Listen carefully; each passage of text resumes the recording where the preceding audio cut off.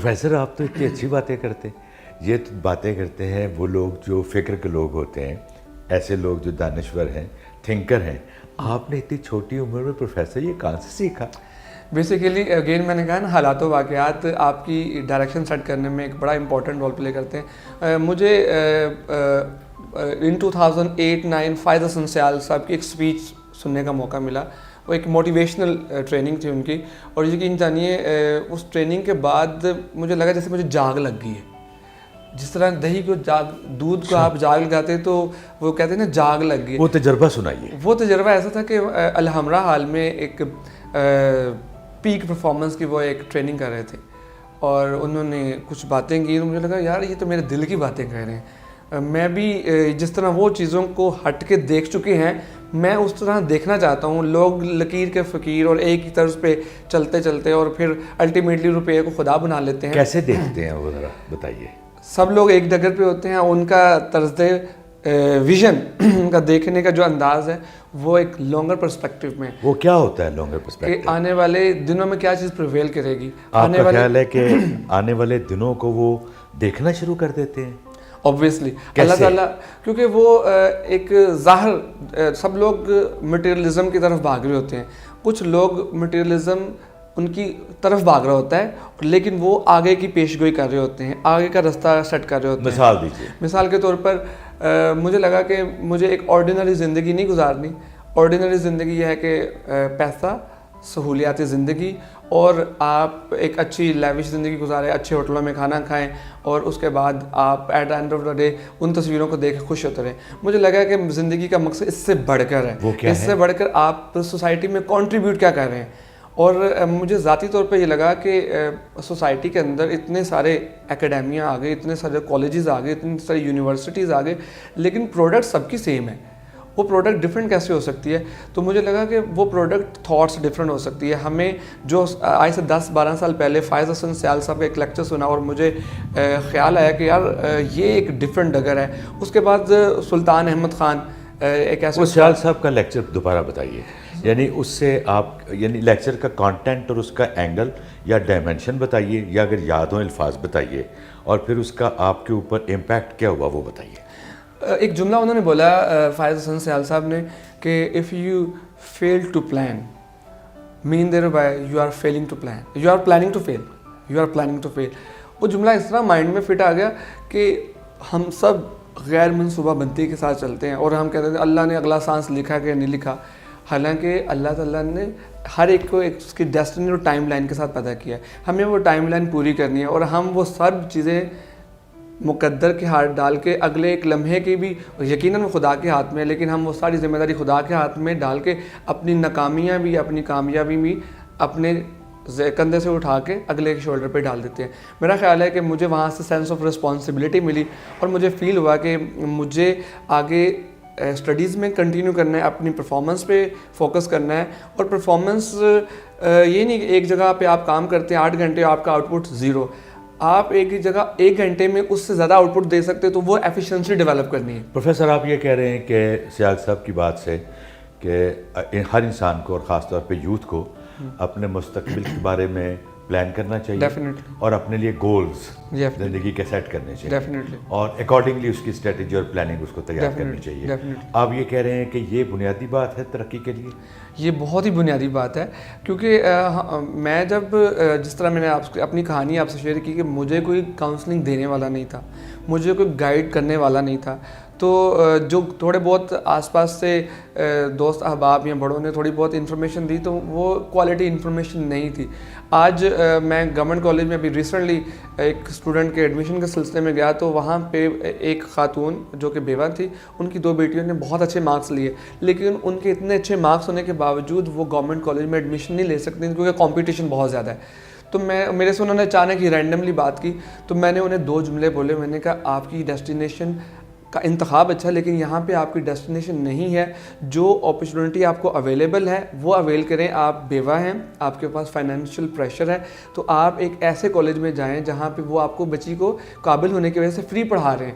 تو you should avail that opportunity کہ وہ آگے 2 سال میں کم از کم آپ کو برڈن بھی نہیں فیل ہوگا, تو آپ اپنی بیٹی کو ایک اچھے ماحول میں براٹ اپ کر سکتے ہیں because of their marks in the matriculation. तो उन्हें मैंने 2 जुमले बोले तो मुझे किसी ने बताया नहीं, तो मेरी बेटी कहाँ एडमिशन ले सकती है? मैंने कहा आप रहती कहाँ पे हैं? तो मैंने उन्हें फौरी तौर पे बताया कि आप फ़लाँ कॉलेज में जाइए, वहाँ की पॉलिसी है इतने नंबरों के साथ वो आपकी बेटी को बिल्कुल फ्री पढ़ाएंगे, 2 साल सिर्फ आपकी शायद ट्रैवलिंग कॉस्ट आपको बियर करना पड़ी। मेरी ये गुफ्तगू एक और ख़ातून सुन रही थी, मेरी ये गुफ्तगू सुन के वो भी मेरे पास आ गई, ऑल्दो मैं उस वक्त कहीं और जाना चाह रहा था, लेकिन उन्होंने मुझसे ऐसे ही सवाल किया कि मेरे बेटे के इतने नंबर हैं, तो मैंने तो यहाँ से 1000 रुपये का प्रॉस्पेक्टस ले लिया। मैंने कहा आपने प्रॉस्पेक्टस ले लिया, ये वापस कर दीजिए, 1000 रुपये लीजिए, और इतने नंबरों के साथ यहाँ पे ये अकोमोडेट नहीं हो सकते, वहाँ पे अकोमोडेट हो जाएंगे। तो आप अपना बहुत सारे कॉलेजेस के प्रॉस्पेक्टस पे 10-15 हज़ार खर्च करने के बजाय टू द पॉइंट जाइए, अपने बेटे को अगर उसने ये प्लान किया है तो ये स्टडीज़ लिए। तो मुझे लगा कि अगर ये 2 लोग हैं, ये 2 केस स्टडीज़ हैं, अगर हमारे यहाँ कॉलेज और स्कूल से जब बच्चा निकलता है तो जब रिज़ल्ट आने वाला होता है, रिज़ल्ट आने से कोई 10-15 दिन पहले बच्चों की ग्रूमिंग की जाए, उन्हें थोड़ा सा बताया जाए कि पागलों की तरह नहीं दौड़ना, जहाँ पे जो चीज़ें मैनेज हो सकती हैं उनको प्रॉपर तरीके से मैनेज करना है। मैं ये कहता हूँ कि एफएससी की अगर बात करूँ तो मैं कहता हूँ कि 10 से 15 हज़ार की मंथली इन्वेस्टमेंट है, अगर आप अफोर्ड नहीं कर पाएंगे तो आपके बाकी बच्चों की स्टडी मुतासर होगी। तो आपको एक ऐसी राह लेनी चाहिए, एजुकेशन भी मुतासर ना हो और आपके बाकी बच्चों की परवरिश भी मुतासर ना हो। ये सारी बात जो है बुनियादी तौर पे आप इसलिए कर रहे हैं कि आपके पास मालूमात है, तो आप कहना ये चाह रहे हैं, मुझे ये लग रहा है, मुझे कम्युनिकेट ये हुआ है कि मालूमात होना भी ज़रूरी है आपको अपनी राह के तयन के लिए। आप आजकल असिस्टेंट प्रोफेसर हैं एक मुकामी यूनिवर्सिटी में, क्या करते हैं आप वहाँ पे? मैं बुनियादी तौर पर मास कम्युनिकेशन ही की डोमेन में फॉल करने वाले जो सब्जेक्ट्स हैं, लाइक स्क्रिप्ट राइटिंग है, रेडियो प्रोडक्शन है, प्रोडक्शन के डिफरेंट कोर्सेज़ हैं, इनिशियल लेवल के, फाइनल लेवल के, बीएस लेवल और एमएस लेवल पे मैं बच्चों को टीच करता हूँ। Apart from that radio station है हमारी यूनिवर्सिटी का, मैं उस रेडियो स्टेशन में बच्चों की जो प्रोजेक्ट्स हैं उनकी एवेल्यूएशन कर रहा होता हूँ, उन्हें स्क्रिप्ट राइटिंग सिखा रहा होता हूँ, माइक पे कैसे बोला जाता है, माइक पे किन बातों का ख्याल रखा जाता है। ऑब्वियसली इस प्रोसेस से गुजरने के बाद हमारे जो स्टूडेंट्स हैं वो मेन स्ट्रीम मीडिया में, टेलीविज़न स्टेशन में, रेडियो स्टेशन में, पब्लिक रिलेशनिंग ऑर्गेनाइजेशंस के अंदर और एडवर्टाइजिंग में जाके काम करते हैं। अच्छा, ये तो बहुत अच्छा काम कर रहे हैं माशाल्लाह, और आपकी चूँकि अपनी ज़ाती ट्रेनिंग भी रही मुख्तलिफ चैनल्स के ऊपर, यूनिवर्सिटी में ये सब कुछ कर रहे हैं, पढ़ाते हैं, ट्रेनिंग भी करते हैं। बेसिकली वो एक पब्लिक सेक्टर बहुत बड़ी यूनिवर्सिटी है, बिलाशुबा कोई इसमें दो राय नहीं है, और आप वहाँ पे बहुत बड़ी कंट्रीब्यूशन दे रहे हैं। मैं आपसे जानना चाह रहा हूँ कि अगर आज मेरे व्यूअर्स को, अगर उनमें कुछ ऐसे हों कि जो खुद से एंकर बनना चाहें, तो आप कुछ बुनियादी मोटी मोटी बातें ऐसी बताइए कि एक अच्छा एंकर बनने के लिए किसी के यहाँ क्या क्वालिटीज़ होनी चाहिए। बहुत खूब। ये आजकल तो हर दूसरा मीडिया स्टूडेंट जो है वो जब मीडिया स्टडीज़ में दाखिला लेता है तो उससे पूछा जाता है कि आप क्या करना चाहते हो, तो उनका पहला जवाब होता है मैं एंकर बनना चाहता हूँ, मैं एंकर बनना चाहती हूँ। तो बुनियादी तौर पे फैसिनेशन है, मीडिया की फैसिनेशन है, लोग उस फैसिनेशन की वजह से अट्रैक्ट होते हैं और उनकी पहली चॉइस एंकर होती है। तो मैं ये कहूँगा कि अगर यंगस्टर्स में से कोई भी एंकर बनना चाहता है, ब्रॉडकास्टिंग की तरफ आना चाहता है और अपने इसको एज ए प्रोफेशन लेकर चलना चाहता है, तो सबसे पहली जो बात है कि अच्छा सुनना शुरू करें। बदकिस्मती से over the period of time हमने सोसाइटी में ये देखा है कि लोगों ने सुनना छोड़ दिया है, लोग सिर्फ और सिर्फ अपनी बात करने का वेट करते हैं। अच्छा सुनना चाहिए, अच्छा सुनना चाहिए, अच्छा पढ़ना चाहिए। एंकर जब आप बन जाएंगे तो आपको बोलना है, जब तक आपके पास अल्फाज का वसी ज़ख़ीरा नहीं होगा। Quality reading, okay. फिर आपके पास तीसरी जो चीज़ है हालात हाज़रा का जो नॉलेज है, करंट अफेयर्स, पाकिस्तान किन इश्यूज़ का सामना कर रहा है, दुनिया में क्या बड़े इश्यूज़ हैं और किस तरह से इन चीज़ों की पब्लिक को ज़रूरत है। लेकिन प्रोफेसर ये तो एक बड़ा ख़तरनाक डायमेंशन है। उसकी वजह यह है कि पूरा मीडिया, दुनिया भर का मीडिया, आपको पता है कि किसी भी वाक़े को उसकी ट्रू रिपोर्टिंग जो है, जो ग्राउंड रियलिटी है, उससे हट के उसकी इंटरप्रिटेशन में और उसकी डिफरेंट एंगलिंग में जा चुका हुआ है। बिल्कुल। तो यानी जब आप कहते हैं कि जी वो पढ़ें, तो क्या पढ़ें? वो एंगल को पढ़ें, उसको न्यूट्रलिटी तो खत्म हो गई, न्यूट्रलिटी इज डेफिनेटली, क्योंकि चीज़ें प्रोपेगेंडा की तरफ चली गई। हर चैनल अपनी एक पॉलिसी को प्रोपेगेट करता है और चीज़ों को फ्रेम करता है अपने एक पॉलिसी के तहत। तो अगर एक चैनल एक स्टांस लेता है तो दूसरा चैनल टोटली अपोजिट स्टांस, तो व्यूअर को समझ नहीं आता इधर जाए कि उधर जाए। इसका टूल है रिसर्च। ماس کمیونیکیشن میں صرف اینکر بننے نہیں بچے آتے, انہیں ریسرچ پڑھایا جاتا ہے. ریسرچ کرتے کیسے ہیں, پرائمری سورس آف ریسرچ کیا ہے, سیکنڈری سورس آف ریسرچ کیا ہے, اور جب آپ ایک اور دو سورسز سے انفارمیشن لے لیتے ہیں تو دین آپ کو سیکنڈ پارٹی ورژن کی طرف بھی جانا ہوتا ہے. آپ نے مجھ سے ایک بات کہی, میں اگر آپ کی بات پہ ہی یقین کر لوں گا اور آپ کی اوپوننٹ پارٹی سے ان کا پوائنٹ آف ویو نہیں جانوں گا تو پھر میں آپ ہی کی بات کو سچ اور یہ بہت عام ہے کہ آپ دوسرے پوائنٹ آف ویو یا مخالف پوائنٹ آف ویو یا اپوزٹ پوائنٹ آف ویو کو نہیں لے رہے ہیں آج کل میڈیا کے اندر. ایک ریسرچ بھی ہو گیا, ایک ایلیمنٹ ریسرچ ہو گیا. نیکسٹ جو ہے کہ آپ کی اپنی کریڈیبلٹی بھی ہے. آپ ہسٹری کو بھی آپ کا دیکھیں, اینکرنگ بذات خود تو فیسینیشن ہے, لیکن اینکرنگ کے پیچھے جو لوازمات ہم ان کو نہیں دیکھتے. ہسٹری کے اوپر کم از کم اپنے ملک کی ہسٹری کے اوپر ہماری گرپ ہونی چاہیے. As being Muslims Islamic history پہ ہمارا ایک نقطہ نظر ہونا چاہیے, پریجوڈس نہیں ہونا چاہیے, چیزوں کو ٹلٹڈ ہو کے نہیں دیکھنا چاہیے. جب ہم مطالعہ نیوٹرل ہو کے کرنا چاہتے ہیں, اور میڈیا میں سکھایا بھی نیوٹرلٹی کو جاتا ہے کہ آپ نے کسی بھی سائڈ کو ایڈوکیٹ نہیں کرنا. یہ ایک یعنی ایک بنیادی فنڈامنٹل انگریڈینٹ ہے جو تمام جرنلسٹ کو سکھایا جاتا ہے. اور جب ان پروسیس سے آپ گزرتے ہیں, آپ چاہے ایک کتاب ایک حق میں لکھی گئی ہے, تاریخ کے ایک کتاب ایک خاص ہسٹری کو شو کر رہی ہے, تو آپ کا یہ رائٹ ہے کہ آپ کسی اور رائٹر کی بھی اسی اسپین آف ٹائم کو بھی اسٹڈی کریں, سو دیٹ کہ آپ انالائز کر سکیں کہ اس نے یہ باتیں کی ہیں. این ممکن ہے وہ نظریہ ضرورت کو فالو کر رہا ہو, این ممکن ہے کہ حقائق کچھ اور ہوں. تو حقائق کو جاننے کے لیے ایک جرنلسٹ کی جو حص ہے وہ ایکٹیو ہونی چاہیے. آپ کہہ رہے ہیں کہ یہ سب کچھ اتنا محنت طلب بھی ہے, ڈیفینیٹلی ٹائم کنزیومنگ ہے, ڈیفینیٹلی انٹرسٹ کی بات ہے, انٹرسٹ کی بات, عادت کی بات ہے, پڑھنے کی عادت. ہمارے یہاں پہ اسٹوڈنٹ کو تو پڑھنے کی عادت رہی یہ بہت نہیں بڑا ڈیلیما ہے. میں آپ کو انٹرسٹنگ فیکٹ بتاؤں کہ المیہ تو یہ بھی ہے کہ اساتذہ سے پوچھا جائے کہ آپ نے سال کی کتنی بکس پڑھی ہیں, تو شاید 10 پروفیسر بیٹھے ہیں اور وہ شاید بتائیں کہ شاید 2 1 وہ بھی سلیبس کی, یا شاید وہ بھی نہیں. انفارچونیٹ ہے. اور اگر ہم دنیا کے اندر کامیاب لوگوں کا انالیسس کریں تو ان کا پتہ چلتا ہے کہ ان کی تو ریڈنگ ہی بہت زیادہ ہے.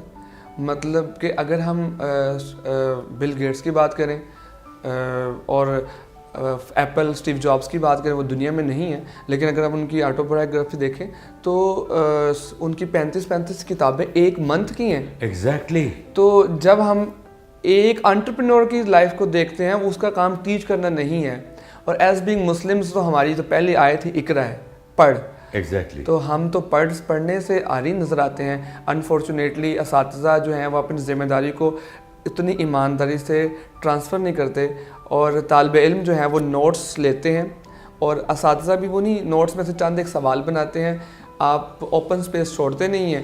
تو اسپیسیفک ایجنڈا پہ جاتے ہیں بچے, پھر ان خاص اسپیسیفک سوالوں کو تیار کرتے ہیں, میکانزم بن جاتا ہے, اور بچے ہمارے نکلتے ہیں. ڈگریاں ہیوی ہوتی ہیں, جب انٹرویو میں بیٹھتے ہیں تو پتہ چلتا ہے یہ تو اندر سے. ہاں, یہ ڈلیما ہے پروفیسر, اور یہ بات بہت ہی الگ سے ایک ڈبیٹ ہے کہ ذمہ دار اسٹوڈنٹ ہے, ذمہ دار معاشرہ ہے, ذمہ دار ریاست ہے, ذمہ دار سرکار ہے, ذمہ دار ٹیچر ہے.